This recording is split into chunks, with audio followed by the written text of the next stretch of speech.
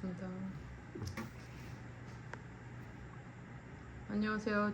저는 강남농법인의 김혜선 고문입니다. 오늘도 정봉수 농사님 모시고 오늘의 주제는 비등기 이사의 근로자성에 대해서 한번 말씀을 나누도록 하겠습니다. 우선 비등기 이사의 근로자성을 어떻게 판단을 한다는지 판단 원칙에 대해서 한번 말씀을 해주시죠. 예, 안녕하십니까. 공인노무사 정봉수입니다. 비등기 이사라고 하면은 예를 들어 공장장이나 아마 연구소장 아니면 또 영업 부서장, 그러니까 영업부 이사 이런 분들이 독자적으로 이제 그 분야에 대해서 책임지고 하는 이러한 어떤 독자적인 영역을 가진 회사의 어떤 중역 아니면 이사 이런 분들이 근로자인지 아닌지 이렇게 판단하는 그런 내용이 되겠습니다. 일반적으로 비등기 이사라고 합니다. 근데 등기 이사라는 것은 회사의 어떤 지분을 가지고 어떤 공동 경영을 하는 어떤 공동의 어떤 이사진 이런 대상이기 때문에 대부분이 등기 이사인 경우는 근로자가 아니고 이제 사용자 입장에서 보고 있습니다. 그런데 이제 문제가 되는 것은 노동법 적용 여부에서 비등기 이사가 이제 근로자인지 아닌지 이런 부분을 좀 굉장히 논란이 되고 있습니다. 예를 들어서 연구소장이 일정한 연구소를 독자적으로 경영하는데 이 사람이 근로자인지 아니면 등기는 안 됐지만은 어떤 사용자의 위치에 있는지 이런 부분을 이제 따져야 되는데 일반적으로 근로자성 판단 기준은 어떤 사용 종속 관계를 가지고 판단을 하고 있습니다. 근로기준법은 근로기준법 2조 1항에 근로자의 정의가 있습니다. 이 정의는 하나의 문장으로 되어 있기 때문에 너무 좀 판단하기 어렵습니다. 다시 말해서 근로자라 하면 직업의 종류를 불문하고 사업 또는 사업장에서 임금을 목적으로 근로를 정원한 자를 말한다. 그러니까 사업 또는 사업장에서 이제 이거는 이제 인적 종속성이 있다는 거고 또 임금을 목적으로 근로를 정원한다. 다시 말해서 어떤 경제적으로 이제 종속되어 있다는 거. 그래서 인적 종속성, 경제적 종속성이라고 이제 말합니다.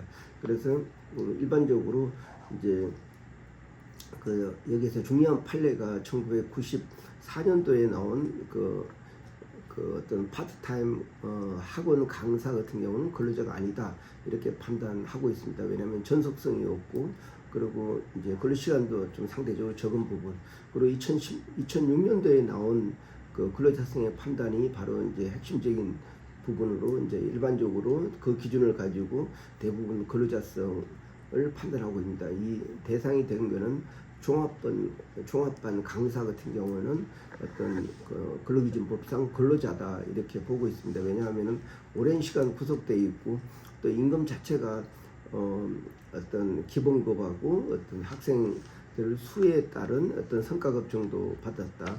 그리고 또 전속적이고 또 장기간 계속 할당된 업무를 수행해야 된다. 그리고 종합반 강사 같은 경우는 자기의 어떤 작업 도구라기보다는 사용자가 회사가 제시한 모든 그런 기물을 사용했다. 이런 부분을 볼 때는 종합반 강사는 근로자에 해당이 된다. 그러나 94년도의 판례와 같이 어떤 단가반 같은 경우는 전속성이 없다. 그리고 자기 수입을 창출하는 구조다. 그러니까 스스로 이제 학생 수에 따라서 가져간다는 그런 부분을 고려할 때 이제 근로자가 아니다 이렇게 보고 있습니다. 그러면 이제 여기서 제가 설명드리는 거는 비등기 이사가 근로자인지 이 부분 판단 잣대를 보면은 어떤 비등기 이사가 어떤 업무 집행권이 있었는지 다시 말해서 근로자를 관리 감독을 하고 자기는 지휘 감독을 안 받고 스스로 독립적으로 업무를 수행했는지 이런 부분 그리고 또 어떤 스스로 수입을 창출을 하고 그에 대한 어떤 자기가 혜택을 볼 수 있는지 이런 부분도 가지고 같이 판단을 하고 있습니다. 그래서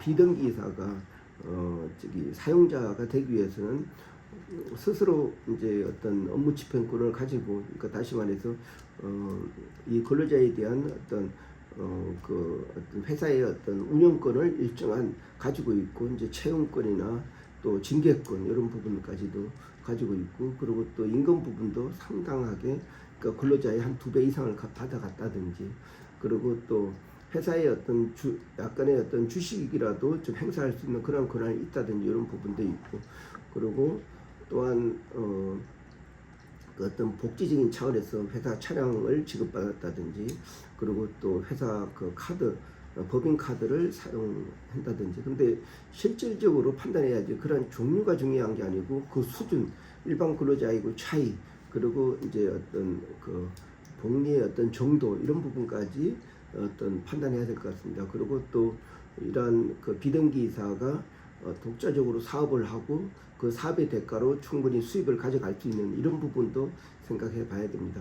단지 이제 근로일 대상으로 일정하게 임금을 받았다 이런 부분은 근로자라고 판단해야 됩니다. 그래서 판단할 때는 사실적인 관계, 실질적인 관계를 가지고 판단하고, 그리고 업무의 독립성 여부, 그리고 어떤 직원들의 어떤 관리 감독하는 부분에서도 어떤 자기가 스스로 책임감 있게 이렇게 할 수 있는지 이런 업무 집행권을 가지고 판단해야지 이제 정확하게 나오지. 단지 그 이사라는 직책, 그리고 또 회사한테 뭐 회사 차량을 받았다나 회사의 법인 카드를 받았다나, 근데 그 내용만 가지고 판단하는 게 아니고 그 수준, 그리고 또 그에 대한 어떤 정결 권한 뭐 이런 부분, 그리고 또 스스로가 이제 자기가 일한 대가로 일정한 게 아니고 플러스 알파라는 큰 수입을 가져갈 수 있는지 이런 부분까지도 이제 파악하고 그거를 객관적이고 어떤 전체적으로 이제 판단해야지 정확하게 판단이 됩니다. 단지 명칭만 가지고 아니고 또 실제적으로 근로계약의 내용만 가지고 하는 게 아니고 실질적인 근로관계 이런 부분을 가지고 이제 판단해야 될 것이라고 이제 판단하고 있습니다. 네, 그 흔히 이제 그 비등기 이사하면 이제 사실 그 외국계에 본사가 있고 여기에 사업체를 내서 어떤 그러니까 뭐 사업자 등록증에 자기의 어떤 이름이 있거나 없거나. 근데 이제 이게 중요한 게 아니라 사실 본사의 관리 감독을 받느냐, 독자적으로 무슨 권한이 있느냐, 그리고 종속정이 있느냐 이런 걸로 판단하는 것다라는 말씀인 거죠? 예, 그렇습니다. 그 회사의 어떤 규모 부분도 굉장히 중요합니다. 어떤 비등기 이사지만 회사의 상당한 규모를 차지하고 있고, 또 이 사람에 대한 처우나 또 급여비 부분이 다른 근로자보다 배 이상 이제 받고 있고, 그리고 또 이 사람에 대한 근로 시간이나 근로 장소도 어느 정도 자율적으로 보장돼 있다. 그리고 또 이 의사 결정을 할 때에도 어떤 부서장급 그게 아니고 회사의 어떤 큰 정책을 그 대표이사하고 같이 결정을 하고 그에 대한 책임을 같이 공유하는 그런 직책자들 같은 경우는 이제 그 실질적으로 근로자가 아닌 부분이라고 볼 수 있습니다. 그렇지만은 단지 이제 명칭 이런 부분, 그리고 또 급여의 수준, 또 복지의 수준, 그리고 그 이제 어떤 인사 결정, 그러니까 정책 결정이나 인사 결정, 운영 결정을 할 때, 그러니까 최종 결정이냐 아니면 또 그 실질적인 대표로부터 보고를 받고 그거를 집행하는 정도 수준인지 이런 부분을 객관적이고 또 사실적으로 판단해야지 이제 근로자인지 여부를 정확하게 판단할 수 있습니다. 네, 그렇군요. 그래서 이제 그 근로자냐 아니냐에 따라 만약에 이제 그 예를 들어서 이제 그 독자적인 그 권한도 없는데 본사로부터 지시를 받고 이러면서 어떤 보상에 대한 게 명확하지 않으면 이제 그거에 대해서 어떤 분쟁이나 이런 것들이 생기지 않습니까?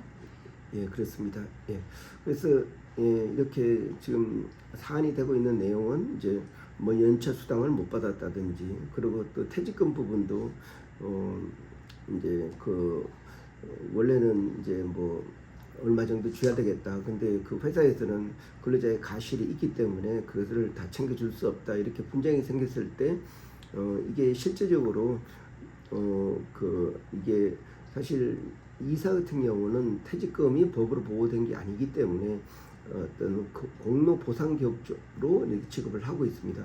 그런데 이제 퇴직금 수준 정도로 지급하게 되면 당연히 이제 퇴직소득세를 가지고 이제 하는데, 그거에 대해서 2배까지도, 현재는 2배까지도 이제 그 퇴직소득세로 했는데 그 이상은 이제 근로소득으로 벌써 이제 그 세금을 부과하고 있습니다. 사실 그런 부분을 떠나가지고 이렇게 실제적으로 또 지급하지 않는 경우가 있습니다. 연차 수당도 지급하지 않고 퇴직금도 지급하지 않고, 왜냐하면은 회사에서는 이 사람을 그러니까 이사 아니면 공장장 아니면 또 그 연구 원장을 그 어떤 이사로 했지 근로자가 아니었다 이렇게 주장할 수 있습니다. 그래서 그러한 기본적으로 법으로 보호된 수당을 받기 위해서는 근로자라고 스스로 그러니까 그것을 이제 입증을 해야 됩니다. 뭐 근로자인지 여부는 이러한 인사권이나 이런 업무 집행권이 있는지 여부, 그리고 또 수입을 스스로 창출할 수 있는지 여부, 그리고 그 임금 자체가 어떤 이 사람의 어떤 업무 수행의 결과인지 아니면 그 어떤 독자적인 어떤 경영의 결과인지 이런 부분도 사실관계를 가지고 실질적으로 따져서 판단해야 됩니다. 단지 명칭만 가지고 해서는 안 된다. 이런 부분이 바로 이제 비등기 임원의 근로자성 판단 잣대라고 할 수가 있습니다. 네, 그렇군요. 오늘 그 자세한 설명 감사하고 혹시 더 추가할 만한 코멘트가 있으신가요? 이 부분은 그래서 이제 어떤 근로계약의 어떤 작성하게 된 계기, 그리고 또 사실적인 관계를 해야지 뭐 예를 들어 차량 지원이다, 또 뭐 차량 지원하는데도 뭐 제일 좋은 뭐 외제차나 아니면 또 어떤 탑 클래스 정도 그런 거지, 아니면 일반적으로 그랜저급이면 사실상 중형차 정도지 굉장히 혜택은 아니라고 볼 수 있습니다. 그리고 또 카드를 주더라도 이 카드 부분이 뭐 한 기름값 줄 정도로 사용할 수 있도록 월 100만 원 내에서 줬다 하면 사실 차량 어떤 유류비 보존이라고 할 수가 있습니다. 그리고 또 임금 수준도 몇억 정도 준다 하면은 근로자하고 월등히 차이 나기 때문에 이 사람은 이사로서 그만큼 대접했다 있는데 급여도 한 월 1,000만 원이다 하면은 근로자하고 별 차이 없으면은 이 사람은 어떤 근로의 대가로 임금을 받는 연구원장이나 공장장이지 결코 이사로서 역할을 하지 않았다 이렇게 판단할 수가 있습니다. 그래서 결론적으로 실질적으로 그 사실관계를 가지고 종합적으로 판단해야지 단지 명칭이나 어떤 혜택을 받고 있는 그런 뭐 내용만 가지고 판단하는 게 아니고 실질적으로 비교해 가지고 이제 해당 근로자들하고 비교해 가지고 진짜 이사로서 그런 역할을 했다 하면은 근로자가 아닌 거고, 단지 이제 어떤 직책이 있기 때문에 그 정도 수준을 받았다고 하면은 근로자라고 판단해야 된다고 생각합니다. 네, 오늘 말씀 감사합니다. 예, 고맙습니다.